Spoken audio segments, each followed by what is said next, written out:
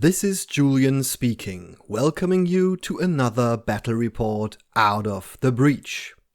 Gaining Grounds Season 2 just released, so I had to play Malifaux again. We have new strategies and schemes and a new Errata, so there are a lot of things to explore. I am looking forward to all the podcasts and upcoming battle reports out there, and I want to do my part in all of this. I invite you to follow me through a new battle report, and I am excited to see what the new Gaining Grounds has to offer. So let's dive right in, grab a drink of your choosing, sit back and enjoy the battle report.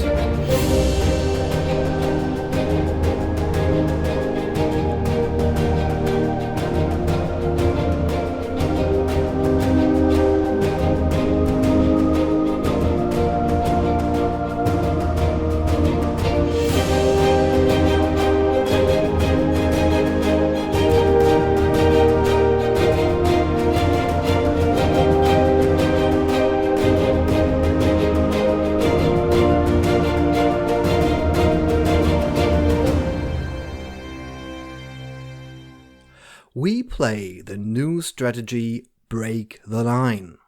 4 strategy markers are placed on the center line. These markers are impassable and concealing.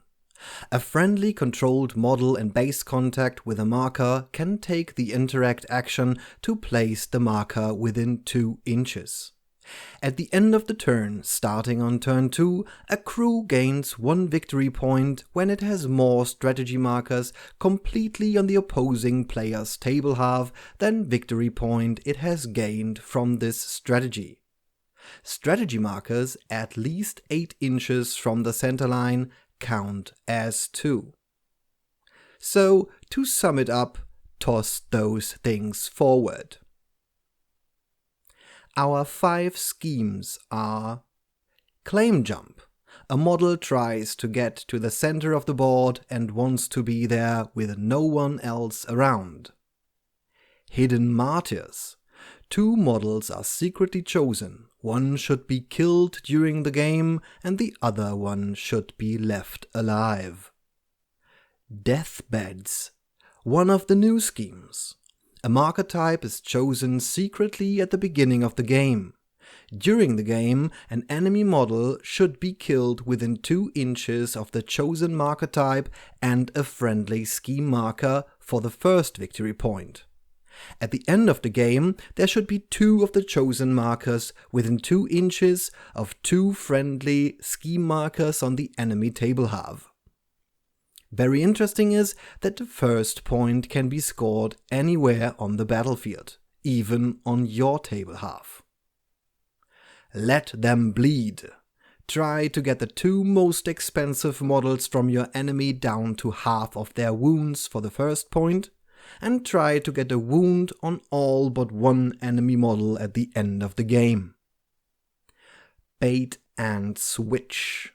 Another new scheme. You have to choose an enemy model and that model should get on your table half at least 4 inches away from the center line and within 4 inches of a friendly scheme marker to reveal. At the end of the game, if the total combined cost of enemy models without summon upgrades in your deployment zone is 7 or less, you get your second point. And so we play Titania for the Neverborn against Kirai for the Resurrectionists. Titania with her keyword Fey brings her totem the Gorar, a Silent Knight, which is an alternative model for Killjoy, a Rougarou, an Autumn Knight with the upgrade Eldritch Magic, a Waldgeist with the upgrade Ancient Pact, another Waldgeist, and a Boltangen, leaving 4 soulstones for the battle. Kirai with her keyword Urami has the upgrade The Whisper, brings her totem Ikirio, Datsuba, Yakuna Ubume, Lost Love, 2 Onryo, a Gaki, and 2 Seishin, leaving 8 soul stones for the battle. Shortly you will see the chosen schemes. If you do not want to know, just close your eyes for a few seconds and I will let you know when to open them again. Wait, still interesting stuff on the screen? One moment. And now you can open them again. And here we see the crews after deployment. The white markers you see everywhere are underbrush markers, concealing and severe terrain, that can be placed after deployment because of the abundant growth ability of the Fey keyword.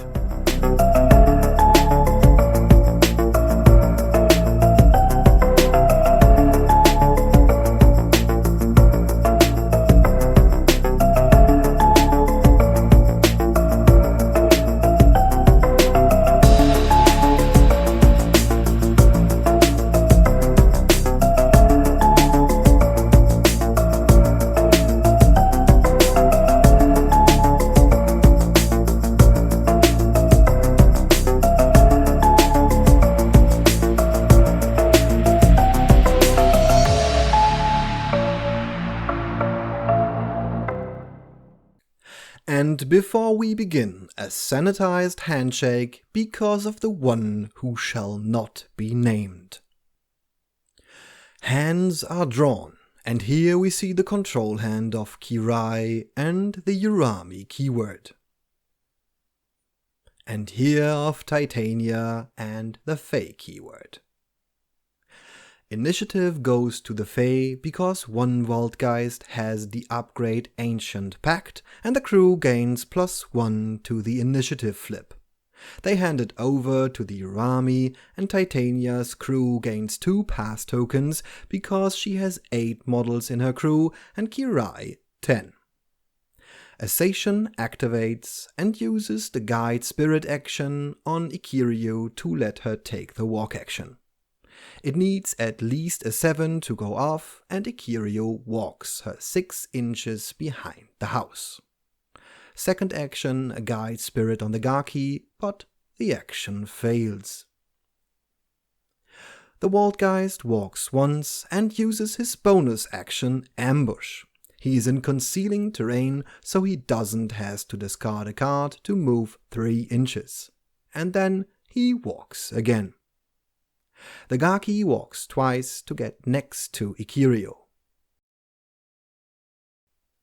The Fey use a pass token, and the Onryo in the forest walks once and takes the concentrate action to gain focused +1. The other Waldgeist uses ambush to move 3, walks once and places a scheme marker. His friend, who activated before, remembers his Ancient Pact upgrade, and we let him draw the end of activation card because nothing was flipped in the meantime. Because the draw is the 7th card in the hand of the Fey, they have to discard 1 card to get back to 6 cards in hand. Datsuba walks once and targets Yakuna Ubume with her Guide Spirit action to let her take the walk action. Because Guide Spirit is a tactical action, there's no concealing modifier from the forest. She needs at least a 4 and Yakuna can walk once. The Autumn Knight walks once and takes the concentrate action. Yakuna Ubume walks in base contact with a strategy marker and takes the interact action to place it within 2 inches and line of sight. Then she uses her bonus action, Drowning Aura, needs at least a 5, succeeds, and until the end phase, enemy models treat the area within 3 inches around her as hazardous terrain. The Rougarou walks twice to get next to his Waldgeist friend on the left flank. The other Onryo walks once and places a scheme marker. Lost Love activates and discards a card for by your side and can be placed within 2 inches of a friendly, non-minion model he shares a keyword with.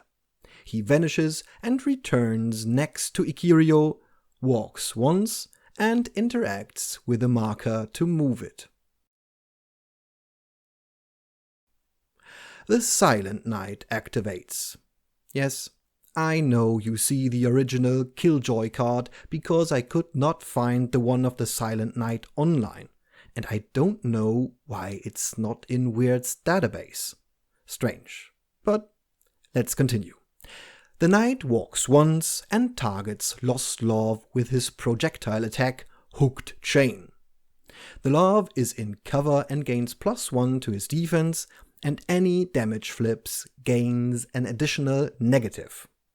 But the son of the governor defends himself and the Hooked Chain misses its target.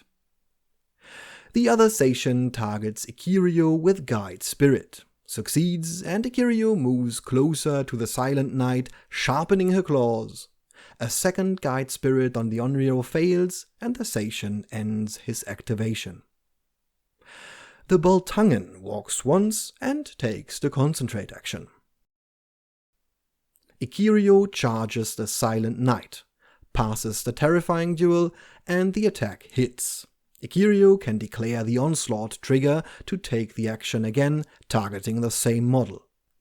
The damage flip with a single negative gains another one because of the hard to wound of the knight, so damage at a double negative, resulting in weak damage of 2. The terrifying check for the Onslaught attack fails, but she cheats to pass. The attack would miss, but she cheats for the hit. Damage at double negative results in another weak damage of 2. For her second action, she attacks again, passes the terrifying check, the attack would hit, but the knight cheats to defend himself. The Gorah walks once and places a scheme marker. Kirai is next to activate, and because of her Whisper upgrade, she can have a look at the top 3 cards of her Fate deck and place them back in any order. She walks once, takes the Concentrate action, and uses Blood and Wind to summon. She declares a Goryo and spends a Soulstone to gain a Crone to her final duel total and flips the needed 11. She can place the Goryo within 6 inches and has to attach the Vengeful Spirit upgrade on him. He gains Slow and a Crow to all of his duels.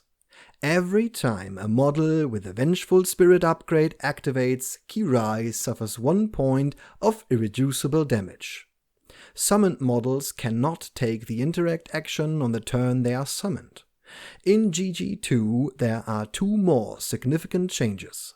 The summoned model is ignored for friendly strategies and schemes the turn it is summoned, and a model with a summon upgrade can never take the interact action on a strategy marker. The Goryo is placed outside of Titania's charge range, and the Fey crew gains a pass token.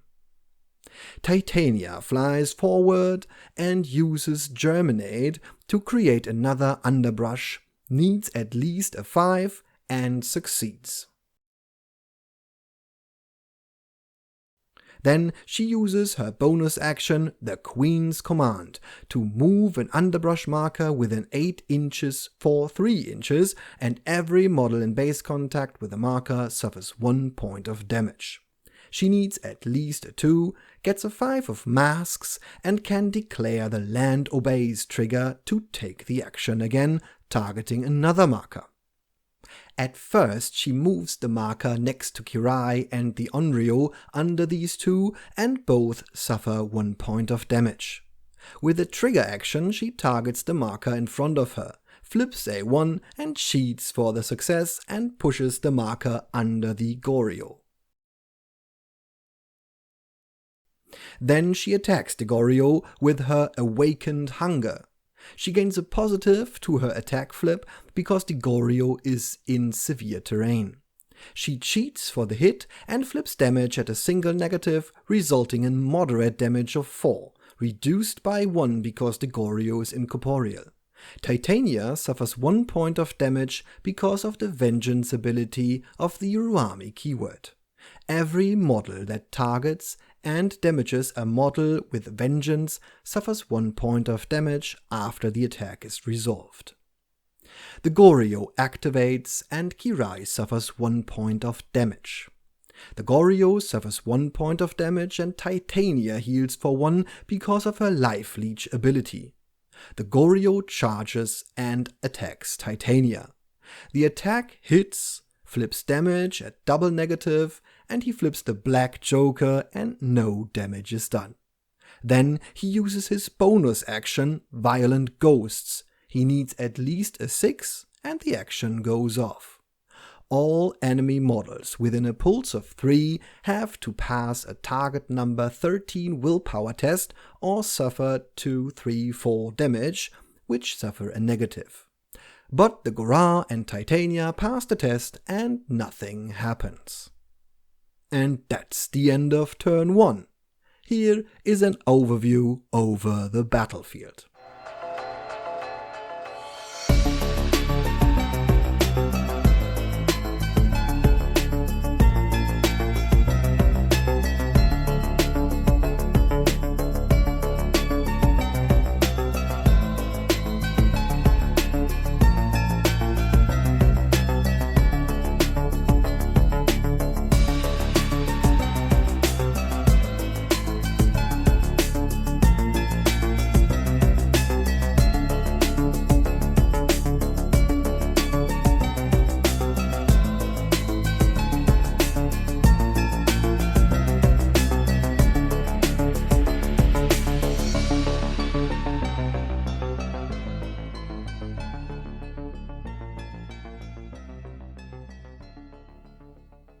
Because we forgot the Deadly Pursuit movement at the end of the turn, we do it now, and the Rougarou pushes 4 inches forward. The Boltungen is happy where he is now. Turn 2. Here we see the control hand of Kirai, and here the one of Titania. The Fae win the initiative, and the Waldgeist in the center discards a card for Ambush and can move in base contact with the strategy marker. He then uses an interact action to place it and charges Yakuna Ubume. The charge attack receives a negative because of Yakuna's serene countenance, and the attack misses. The summoned Goryo activates and Kirai suffers 1 wound. He himself suffers 1 and Titania heals 1 because of her Life Leech. He uses his bonus action, Mark of Vengeance, against the Silent Knight.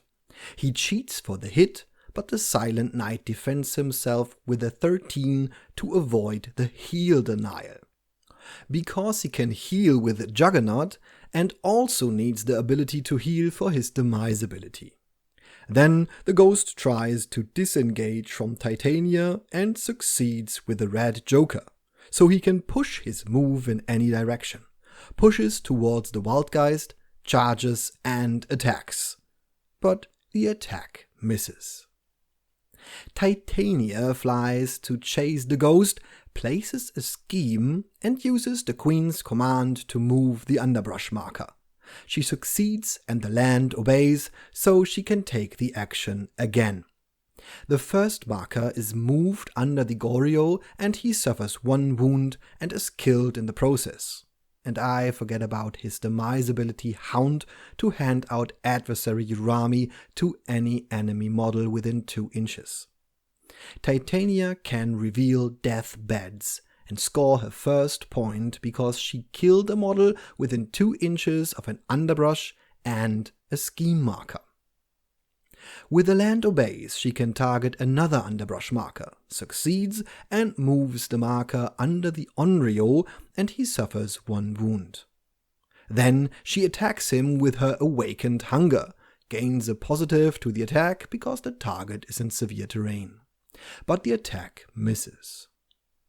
Assation succeeds with Guide Spirit to move Kirai, and she can limp out of the severe terrain to escape the awakened land all around her. The Seishin cheats to succeed in another guide spirit, this time on the Gaki. The Worldgeist activates, walks into base contact with a strategy marker and places it further up the field. And he draws a card because of his ancient pact. The Onryo walks twice and attacks the Silent Knight with his Mark of Vengeance, hits and can declare the Mark Soul trigger to hand out adversary Urami, so the Knight gains adversary and cannot heal until the end phase. The Silent Knight is angry and activates to attack Ikirio. He passes the Terrifying Duel and the attack hits with the Onslaught trigger, flips damage at a single negative, resulting in moderate damage of 4, reduced by 1 because of Incorporeal, and he suffers 1 wound because of Vengeance. He passes the Terrifying Duel for the Onslaught attack, hits, flips damage at a single negative, resulting in weak damage of 3, reduced by 1, and he suffers 1 wound. Second action. Another attack succeeds for Terrifying, Ikirio cheats, and the Knight cheats for the hit. Flips damage at double negative, resulting in weak damage, and Ikirio fades away. The Seishin uses Guide Spirit to move Datsuba and walks once. Pass token from the Fae and Kirai activates. She suffers 1 from Titania's Life Leech and can whisper to see the top 3 cards of her deck. Then she uses Blood and Wind to summon a Drowned, spends a Soul Stone for the Crow, and succeeds. The Drowned is placed with a Vengeful Spirit upgrade and gains Slow. Then she uses Blood and Wind again to summon Ikirio, flips to low but can cheat for the success. Quick note from editing.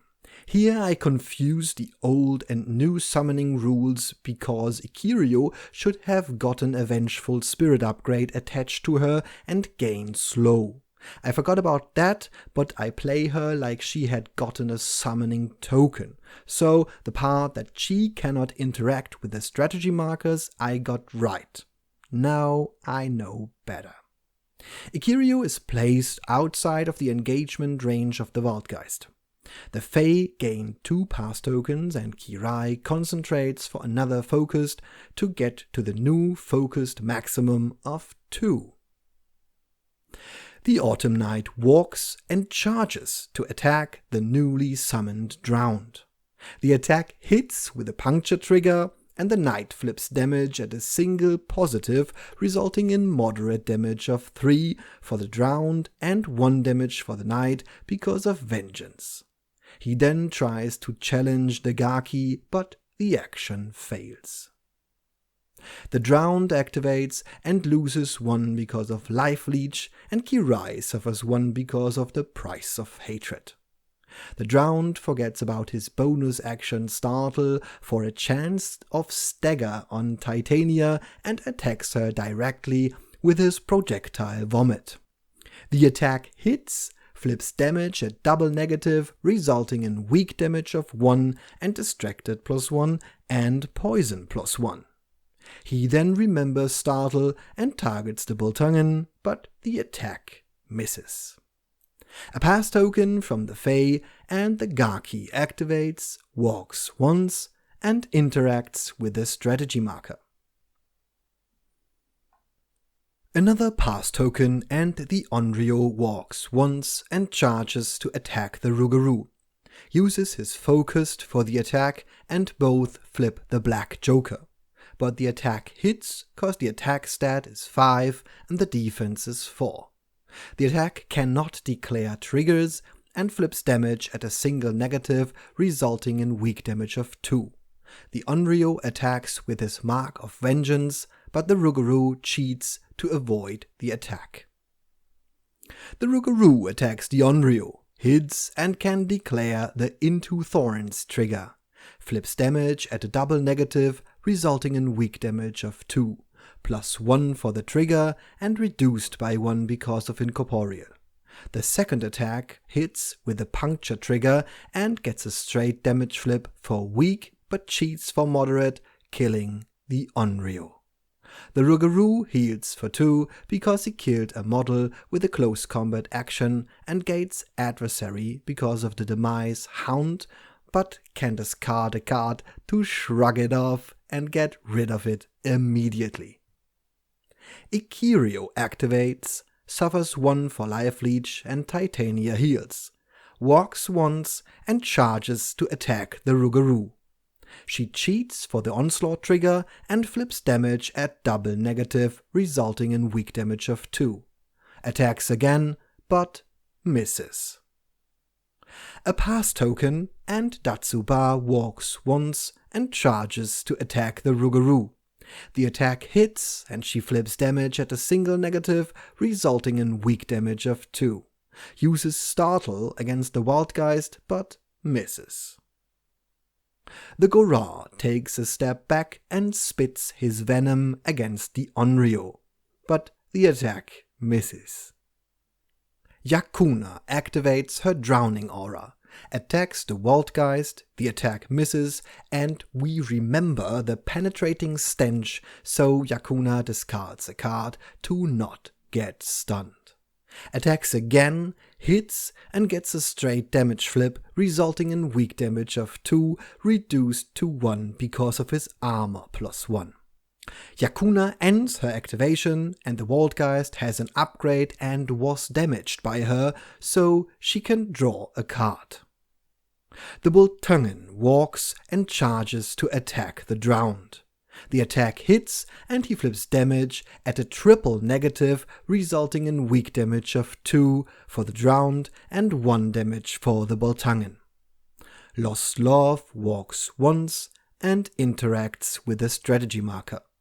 The Boltungen uses his Deadly Pursuit to get out of combat, and the Rougarou stays where he is. And Titania suffers 1 damage from poison, and the condition ends. And that's the end of turn 2.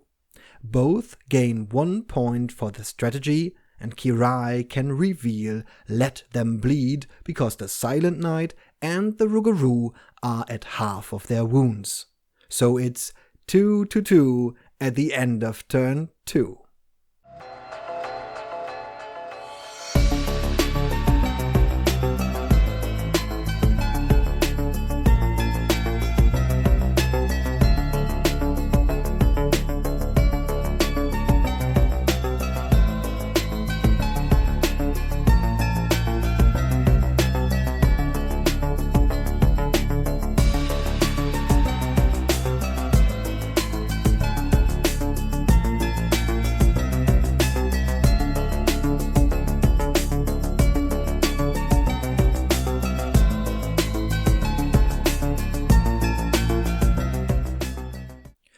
Turn 3.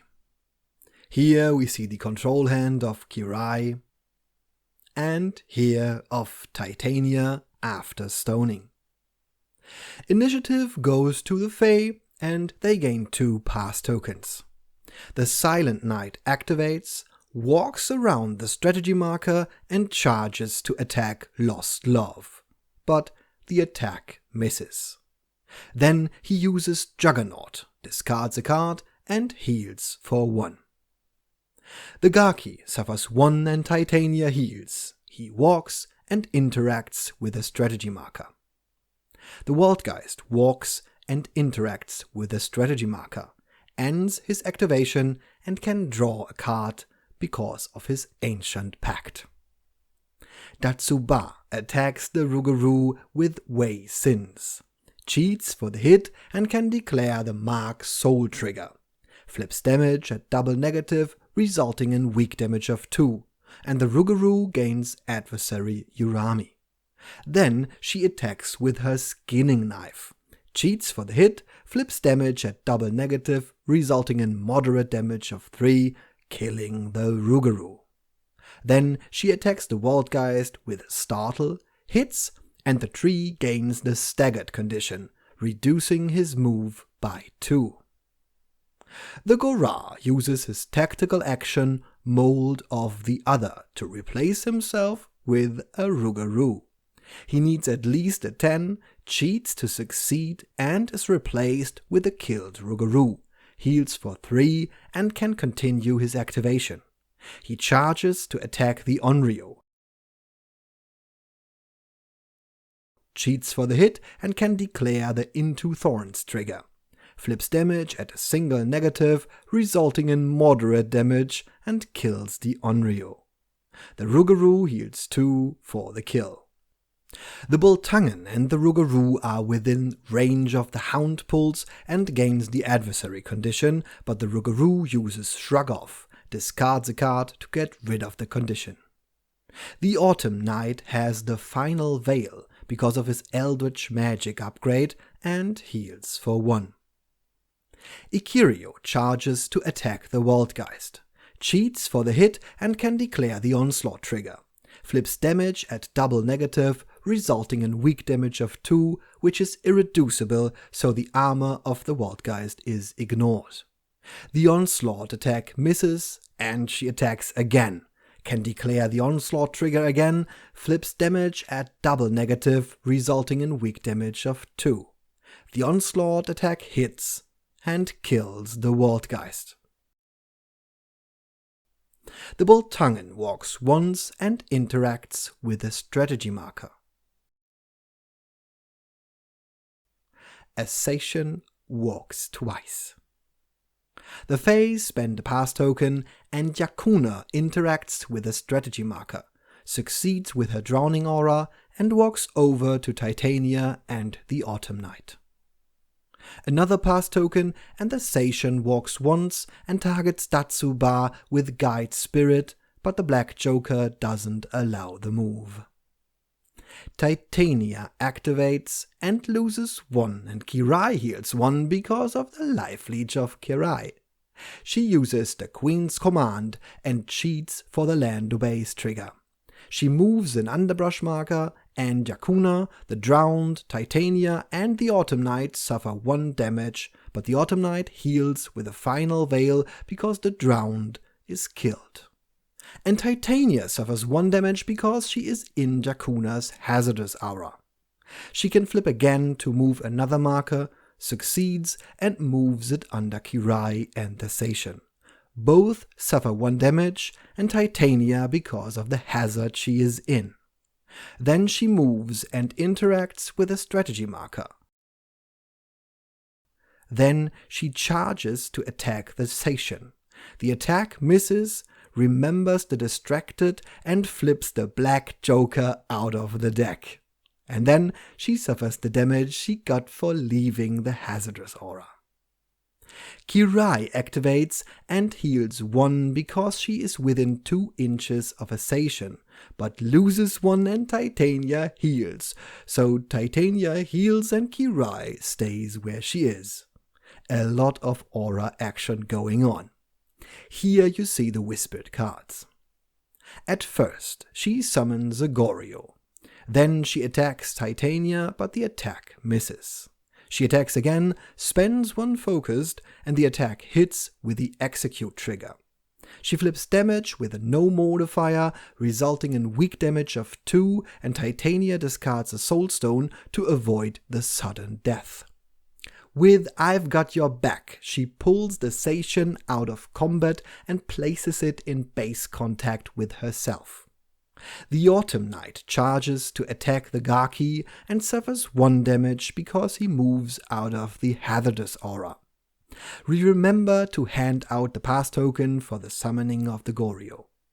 The attack hits and the Knight declares the Into Thorns trigger, flips damage at a single negative, resulting in weak damage of 2, goes up to 3 because of the trigger, and is reduced by 1 because of Incorporeal. So 2 damage for the Gaki and 1 for the Knight because of Vengeance.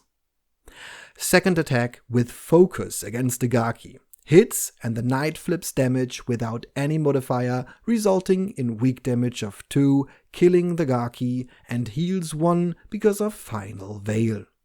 A challenge against the Goryo fails. The Goryo activates, suffers 1 and Titania heals 1 because he is within 4 inches. He cheats to succeed with Violent Ghosts. The Rougarou passes, but the Boltungen and the Autumn Knight fail. The Boltungen suffers a weak damage of 2. The Autumn Knight suffers moderate damage of 3, reduced by 1 because of his armor. Quick side note here from editing. The damage flip against the Knight is not correct because we forgot about the hard to wound, so it should have been a damage flip at double negative. The Goryo attacks the Autumn Knight, cheats for the hit and flips damage at double negative, resulting in weak damage of 2, reduced by 1 because of the armor. Lost Love discards a card for By Your Side, interacts with a strategy marker, and walks once. And that's the end of turn 3. The Rougarou pushes in base contact with the strategy marker, and the Boltungen pushes over to the side in the hazardous aura and gets 1 damage. That is actually wrong because all until the end phase effects and before the during the end phase effects are resolved, so the aura ends before the deadly pursuit. Lesson learned during editing. Sorry, Bernd. The Urami gain 1 point for the strategy because there are 2 or more strategy markers on the enemy table half. The Fae can reveal hidden Martyrs on both Wildgeists, and the Urami can reveal hidden Martyrs on Datsuba and the Gaki. So it is 4-3 for the Urami. And here is an overview over the battlefield at the end of the turn.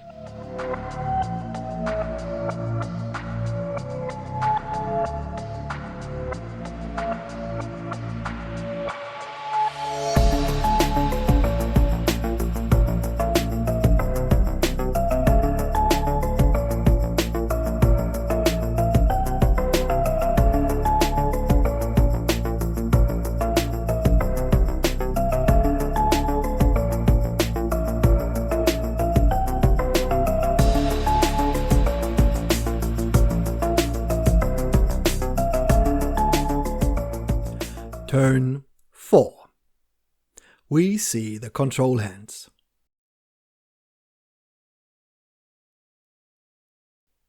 The initiative goes to the Fae and they gain 2 pass tokens. The Waldgeist cheats to succeed with Germinate to create an underbrush marker within 6 inches. He creates it in base contact with himself, places a scheme marker and uses Ambush for the move without discarding a card because he is in concealing terrain, and the 3 inches are enough to get in base contact with a strategy marker behind Ganesh. And he draws a card because of his Ancient Pact. The Goryo activates, he and Kirai loses 1 and Titania heals for 1. He walks and stays in the engagement with the Knight and the Rougarou. He fails his bonus action Violent Ghosts and attacks the Rougarou. After cheating on both sides, the attack hits and can declare the Flay trigger, flips damage at a double negative, resulting in moderate damage of 4. The Flay trigger allows cheating and the Rougarou is outside of the Cruel Disappointment aura of Titania, but 4 damage is more than enough. The Boltungen walks once and interacts with a strategy marker because Lost Love has an engagement range of 0 inches. Jakuna activates and charges to attack the Boltungen. The Boltungen uses his Focused to defend himself, but Jakuna can cheat for the hit and declare the Feast of Vengeance trigger. Flips damage at single negative, resulting in moderate damage, kills the Boltungen, and Kirai can heal for 2. Then she interacts with a strategy marker and succeeds with her Drowning aura. The Silent Knight discards a card for Juggernaut and cheats to heal for 2. Walks once and drops a scheme marker.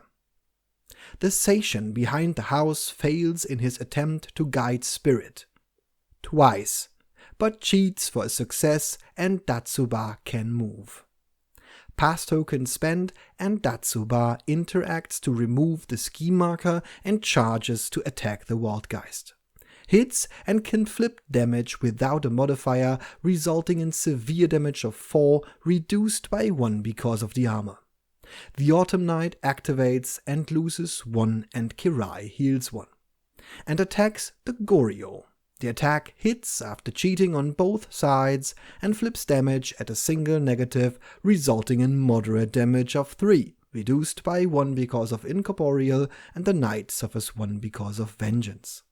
The second attack hits, flips damage at double negative, resulting in moderate damage, 3 reduced to 2, and 1 damage for the knight again. The terrifying check for a challenge is successful, but Ikirio doesn't care about a yelling knight. She walks once and charges to attack the Rougarou. The attack hits and she flips damage at a single negative, resulting in weak damage of 2. The Rougarou activates and attacks the Goryo. The attack hits and he can flip damage at a single positive, resulting in severe damage of 6, killing the Goryo. The Rougarou heals 2 and the Autumn Knight heals 1 because of Final Veil. Attacks Ikirio and succeeds in the terrifying check, but the attack misses. Lost Love interacts with the marker and walks in base contact with it. Pass token spent and the Seishin activates and is killed because of Titania's life leech, and she heals. The Autumn Knight heals also, and the Urami can draw a card because of the Demise Expendable ability of the Seishin. Titania activates, loses 1, and Kirai heals. She succeeds with the Queen's command and moves the marker to Kirai, which suffers 1 damage. Then she uses Germinate and cheats for the Cradle of Life trigger to be placed in base contact with a newly created marker. There she places a scheme marker and charges back to attack Kirai. The attack hits, flips damage at a single negative, resulting in weak damage of 2.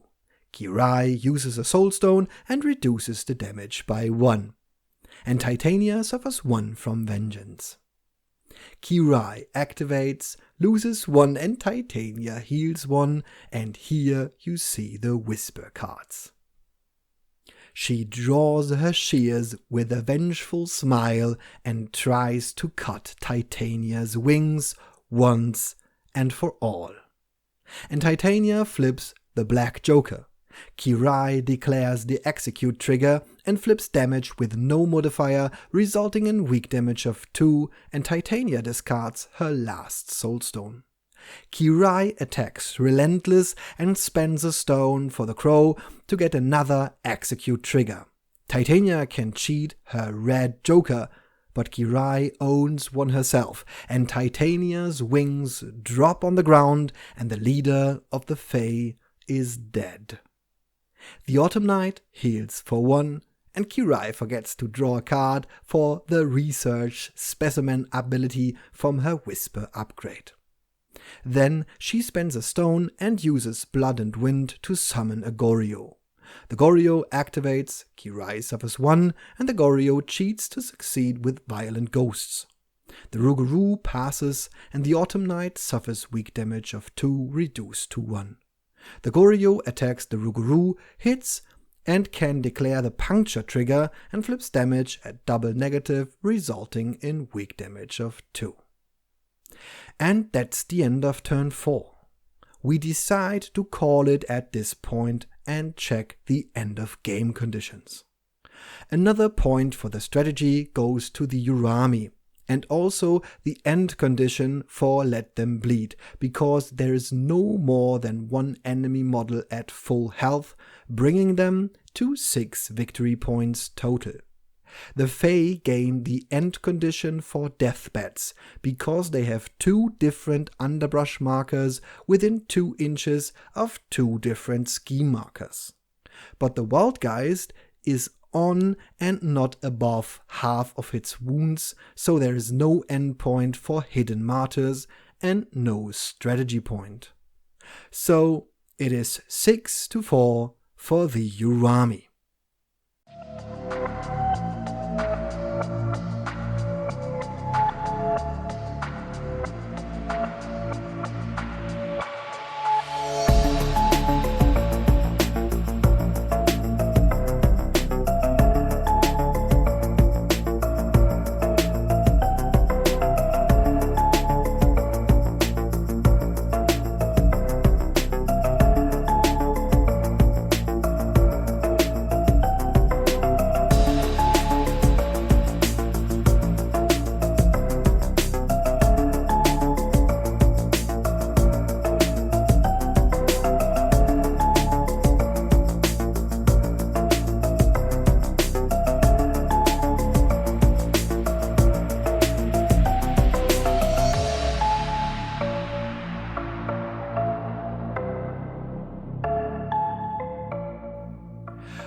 What a game!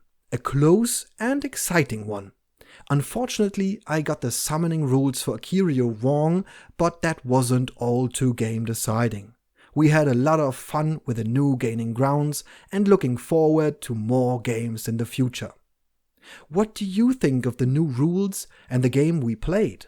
Let me know in the comments down below and consider subscribing if you haven't already. It really helps. Thank you for staying till the end. I hope you will always find a handful of soul stones in your pocket, because you never know upon whom or what you will stumble out there. This was Julian speaking, and I hope to see you soon for another battle report out of the breach.